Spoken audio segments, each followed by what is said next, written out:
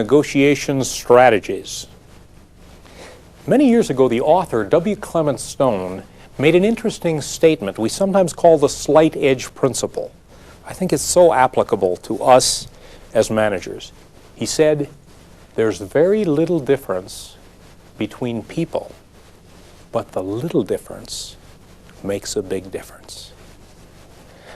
Nowhere is that more true for us as managers as in our use of negotiation strategies and tactics. We're going to look at a number of them in this session, but before we do, I want to mention 4 important principles that I hope you'll apply with each of these strategies and tactics. The first principle I think I can best describe with an example. I remember many years ago I did a program for a major company. It was a company that negotiates very above board, very win-win in their nature. It's important that you know that for the story. A young lady came up to me after the session. We had talked about all the different strategies and tactics. And she said, Dr. Henig, let me tell you about an experience I had when I first came with this company as a new manager.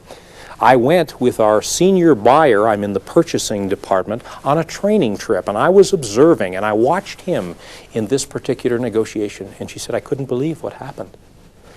She said the company made the proposal to us, and as soon as they did, he closed up his notebook, put it in his briefcase, and was about to get up and walk out. She said, I couldn't believe that in an organization like this, we would use something that strong that early in the negotiation. But she said an amazing thing happened. They got him to sit back down, and they came forth with another proposal. And in a very short period of time, we seemed to put together a very good, what I thought was a win-win long-term agreement for both parties. But she said, you know, it still bothered me. As soon as we got out of that room, as soon as I had a chance, I asked that senior manager how often he uses something as strong as the walkout that early in a negotiation. He thought for a minute, and he said, you know, I don't think I've ever used the walkout before, but the timing was right. That's the first principle. Remember the importance of timing. Timing is extremely important in the use of these strategies and tactics. The second principle follows from it. We as managers need to learn and use many different strategies in our approach to solving the problems that we face as managers. There's a third principle that's very important. We're learning these strategies not only to use them, but what? To be able to recognize them and understand what we should do as a counter to them so that we truly understand how to handle in every situation these different strategies and tactics. The first strategy, agent of limited authority. Now, by description, agent of limited authority is the negotiator being unable to make the final decision. I love to be in that situation as a hired negotiator. I often am. But that gives me power, doesn't it? The purpose, you see, of agent of limited authority is what? It gives me 3 things. First of all, it buys me time. I don't need to make a decision. That's good. I can think about it. I've got to go back and check with somebody else. Secondly, I can get the input of other people to help me make that decision. And there's a third thing that it does. It helps me maintain the relationship with that other party because somebody else can be the bad guy. There is real power in the use of agent of limited authority. And even though you as a manager may have the ultimate authority, you may want to get that limited for certain negotiations that you become involved in. Now we talk about this strategy not only so that you can use it, but it's used against you, isn't it, many times. Let's talk about what we can do as a counter to that. The first thing that I would say to you is be sure that you determine the authority level before beginning the negotiation. And you can simply ask, on matters of this nature, who makes the final decision here? Now, what's likely to happen when you ask it up front? Their ego may get in the way, and certainly they're not thinking about using agent of limited authority later on, and they'll say, I'm the person responsible. It's much more difficult for them to switch later on. A second thing that you can do to counter agent of limited authority is try to arrange access to the ultimate authority. Now that might be by, rather than meeting at your place or a mutually agreed upon other place, perhaps negotiating in their environment where they could go immediately to that ultimate authority and get a decision. There's a third thing you can do. If you know you're dealing with an agent of limited authority, it may be good for you to become an agent of limited authority yourself. The thing you don't want to happen is to get the end of the negotiation and have agreed to the 5 points, and then they say, well, now let me go back and see if I can get these approved. You realize that then they're going to come back and you're going to have to make a concession here and you're going to have to make a concession here, and that's what you want to avoid. The next strategy, funny money. Now, by definition, funny money is presenting your position in the most favorable way to you. And it's important that we do that. The purpose of it, of course, is exactly that, to present it in the light most favorable to you. Let me ask a simple question here, and I think it'll help you understand the power of funny money. Have any of you recently gone into a store and purchased something for $30? It wasn't exactly $30, was it? What was it? It was $29.95, wasn't it? There's the power of funny money. That's presenting it in the light most favorable to you. Let me give you another example. I remember recently receiving a letter from an insurance company for some of the business insurance that we had, and they were increasing that insurance premium 30%. Well, that's a big increase, and I could object to that, except they used funny money to explain to me the reason for it. They said that the premiums on that particular policy had not been increased over the last 10 years. And in the last 10 years, the inflation rate, the consumer price index, and many other things that they quoted were much more than the 30% that they were increasing it. Well, I almost felt like welcoming that increase, even though it was a great one, because they used funny money in describing it. How about the counter to funny money? All you need to do here is recognize that it may be used and make sure you look at things in the light most favorable to you. The next strategy, standard practice. Standard practice. Now, by definition, that's the use of statements like company policy or industry standard. Or an attorney might say, this is the standard contract. You ever had an attorney say that? The implication is, hey, you don't need to read the details here. Everybody accepts this.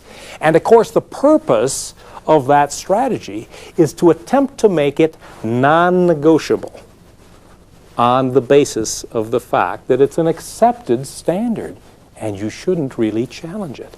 An effective strategy. I hope you use it. I remember early in my speaking career, I explained to a training director that with his company I was going to do a certain thing. He said, oh, Jim, you can't do that. I said, why can't I? He said, it's company policy. I backed off immediately. I mean, who's somebody like me to buck this big company in terms of their company policy? Now, if he would have explained the reason for that, it wouldn't have been nearly as effective as just using what we call standard practice. But remember, how now do we counter when somebody uses standard practice? A couple ways. First of all, I would suggest that you automatically assume that it is negotiable, that it can be changed. Secondly, you can always challenge the standard. Why does it need to be that way? How can we approach a way to change that? The next strategy, the nibble. Oh, I love the nibble. By definition, the nibble is asking for something small. And it's particularly effective near the close of the negotiation when you can get an agreement there. And of course, the purpose of it is to get something a little bit more than you would get otherwise. Let me illustrate the nibble with an aircraft purchase example. The last time I purchased an airplane, quite frankly, I paid probably a little more for the airplane than I should, but I did use the nibble at the end of that negotiation. The individual selling me the airplane had pointed out two minor problems with the airplane that he intended to get fixed. We had negotiated the price to a certain level, and I decided to try to close the deal by throwing in a nibble here. I said, I think I can agree to the price that we've talked about here. Why don't we go ahead and knock $5,000 off, and I'll get those two things fixed when I get back. What did he say? He said, sure enough. Now, you think about it. That was $5,000 in my pocket rather than his pocket, and it was there for the asking. Now, I point out this example, not to say I was a good negotiator. I already told you I probably paid a little more than I should for it. I pointed out to ask you a question. If you were the individual selling me the airplane, and you saw I liked it like I did, what would have happened had he said no to that nibble? What would I have done? Yeah, you got it. I would have bought the airplane anyway, and the money would have been in his pocket rather than mine because he recognized it as a nibble. You see, I challenge you as managers to know and recognize these different strategies. Know that the counter to a nibble, if it's a true nibble, you can often refuse that and you'll still accomplish the deal. The next strategy ties into this example. It was the very reason that I probably paid a little more for that airplane than I should. He used the next strategy, the puppy dog, on me. Now, the puppy dog gets its name from the pet store owner who has the 5-year-old boy and his parents come in late on a Friday afternoon. He's about ready to close. They're looking and considering a puppy. What does he say? Why don't you take the little puppy home for the weekend? You can decide on Monday whether you want to buy it or not. That is a sold puppy.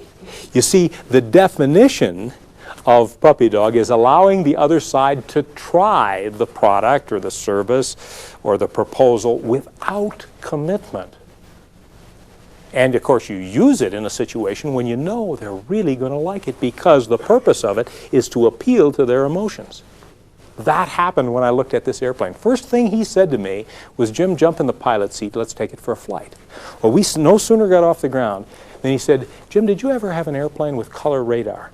I said, no, I didn't. He said, you're going to love this. And he turned on the color radar and started explaining to me what a great safety factor that was going to be when I had my whole family or my business associates in the airplane. Then he moved on. He said, did you ever have an airplane with Loran? At that point, I hadn't. He said, you're going to love this. And he turned it on. He punched in my hometown. He says, look, Green Bay is exactly, and he gave me the number of miles, and it read off immediately. And then he pressed another button, and it read out the ground speed. Ooh, do pilots like that? He pressed another button, and it told me exactly how long it would take to get to my destination. Was I liking this airplane? Yeah. Then he said, let's see, what's your home phone number? And he grabbed the flight phone and he put that in. He says, here, tell your wife how you're enjoying this. I mean, I was really liking that airplane. As we came around for a landing, he said, let's see, your part of the country, a lot of snow, a lot of bad weather up there. He said, have you ever shot a missed approach where you had to execute a missed approach because the weather was so bad when you got down? I said, I sure have. He says, you're going to love this radar altimeter. And he turned that on and explained how that sends a beam down, and you know exactly how high you are above the ground. I paid too much for the airplane. But he effectively used the puppy dog. There's only one consolation to that. How will I sell that airplane? I will use the puppy dog technique when I sell it. The next strategy, act and take the consequences. Now, by definition, that's simply taking action strengthening your position, whether it's agreed to by the other party or not. And the purpose, of course, is to force acceptance, usually of some minor item. Let me give you an example of that. Let's assume that you've been negotiating with another manager, and you get a letter outlining the things that you've discussed and agreed to, and everything is fine except point number 10. Which you would sure like changed. A minor point, but you'd like it changed. To act and take the consequences would what? It would be to cross it out and initial it, go ahead and sign the contract or whatever was sent and send it back. Now, you put yourself in the position of the other party. If it's truly a minor item, they're excited about getting the contract back and having the deal put together, and they may just decide to overlook it. Worst case scenario, they get you on the phone and it has to be negotiated, and that's what you might have done in the first case, but you decided to use in this particular situation. Act and take the consequences. The counter to act and take the consequences, of course, you can refuse to accept that, and you can renegotiate the deal. Next strategy, the walkout. We've already alluded to that. The purpose of the walkout, of course, is to force the other party to make concessions. And it's done, obviously, by the negotiator leaving the negotiation. It's a risky tactic, but it's also a powerful tactic. And in the right situation, it's something that you may want to consider using. But we also want to look at the counter to that, because many times we're going to see someone else walk out on us. The counter, you've got a couple options. First of all, you can do nothing. Let them walk out. It may be a bluff, and you'll find out by doing that. Or you may wish to make an early concession to try to get them to stay. That's another option that you have. The third option, probably the most important, that would be to proceed to your best alternative. Now, this is an important point. I can't believe how many people come and ask for negotiating advice for me. And one of the first things I'll say is, well, what would you do if you're not able to put this deal together? And they say, oh, I don't know. Never enter a negotiation without having determined what your alternatives are, and particularly your best alternative, because you may need to turn to it, and it will certainly help you decide negotiation strategies. The next strategy, good guy, bad guy. Now, by definition, this is a situation where the good guy builds the relationship and the bad guy gets the deal put together the way it needs to be put together. You've all seen that. It might be the typical situation where there's a good policeman interrogating and the tough policeman interrogating somebody. And what happens? The tough guy walks out of the room, and then the good guy gets the additional information. I mean, one of the purposes of it is to have a good guy and a bad guy in that situation.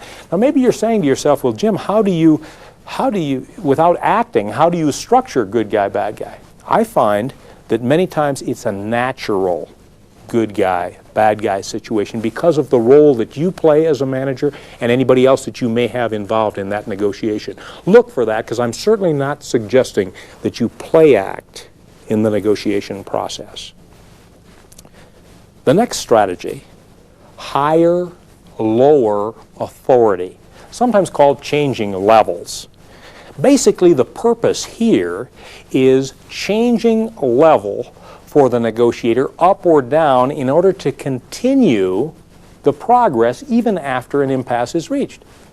Butch and I may come to an impasse in the negotiation, but maybe I can go either over or under Butch, put some pressure on, and be able to accomplish that negotiation. It is an effective technique, but it's sometimes used against you. What can you do to prevent it? If you think there's a chance of that, alert those people within your organization for that very happening, and it will help prevent changing levels. Active participation. Here's an excellent strategy to use by inviting the other party into your shoes. And the purpose, of course, is to help them see the situation from your perspective, from your side. What would be a good example of this? Well, let's assume one of you made a proposal to me and it was rather preposterous. I might say to you, gee, I'm not sure how I can sell that to my top management. Could you step into my shoes and help me understand that? You simply invite them in. Now, one of two things is going to happen. Either they know something that you don't know, and perhaps they can help you see how you could explain it, or more likely, if it's truly a difficult proposal, when they get in your shoes, it'll make them more knowledgeable about how you feel and your situation, and they'd be more willing to compromise in terms of that proposal. The interesting thing is that no counter is needed to this strategy because it's a true win-win strategy. You're just asking them to step into your shoes. Feel, felt, found.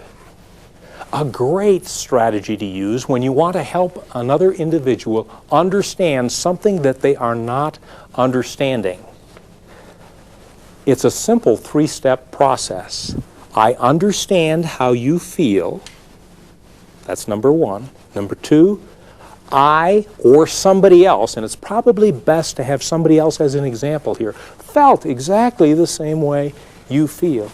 Until they what? Until they found. And then you explain how they, when they were in that very same situation, initially felt like you felt, but when they saw the big picture, they changed their mind. Now, isn't that much better than saying, hey, stupid, change your thinking in regard to this? You see, you begin by saying, I understand how you feel, and people can really identify with that. And you slowly bring them around using that particular example. Of course, the counter to that, recognize the real benefit or value to you. Again, put it in terms of your perspective. The next strategy, the flinch. Now, by description, the flinch is a dramatic physical reaction to a proposal. Again here, now I'm not suggesting that you become an actor in your negotiations. What I am suggesting is that you allow your full feelings to come into play. If you present a proposal to me and I am appalled by it, my initial reaction will affect your thinking, will it not? Rather than my just standing there and smiling, which I might do, hiding my feelings, in that situation I'm much better off expressing my feelings physically to you, and I can do that, and that will change your expectations. One of the things that you want to remember from a standpoint of the flinch is the counter to it. And the best thing that you can do here is to recognize that sometimes negotiators will use that to affect your thinking. Be aware of that. Budget constraints. Budget constraints is the use of some external limit to the negotiating range. I love to have that situation where something externally is preventing me from going beyond a given area. It may not be the budget, it might be the budget, but there is some external limit to that. And of course, the purpose of it is to limit the negotiating range.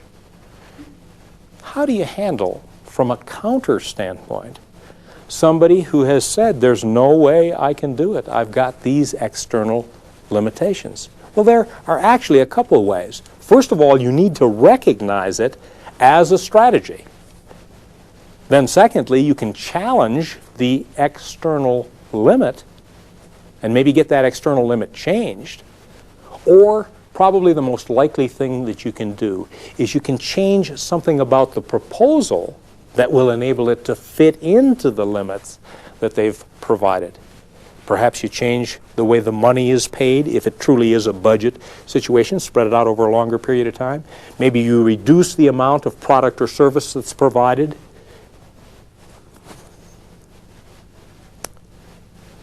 Reluctant negotiator. By definition, this is an indication of a real or a pretended lack of desire to negotiate. Now that can be real, it can be pretended. Of course, the purpose of it is to force the other party to a concession. This is an important one to remember. You want to negotiate when you don't really need that which you're negotiating. It puts you in the power position. And so what I'm suggesting is always consider timing in the negotiation situation. Because if you can truly be a reluctant negotiator, one who could care less whether you pulled it off at this particular point in time, it does give you power in that negotiation. The final strategy that we'll discuss today is the crunch. Now, the crunch, by definition, is someone saying something like this: you've got to do better than that. And you've all been in that situation.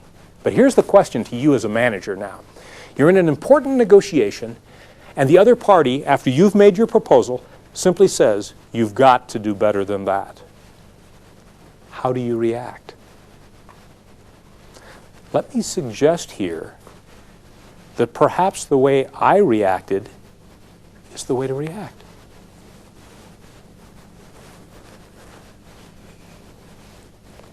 Where does the pressure go when I do this in that situation, or when I ask a question?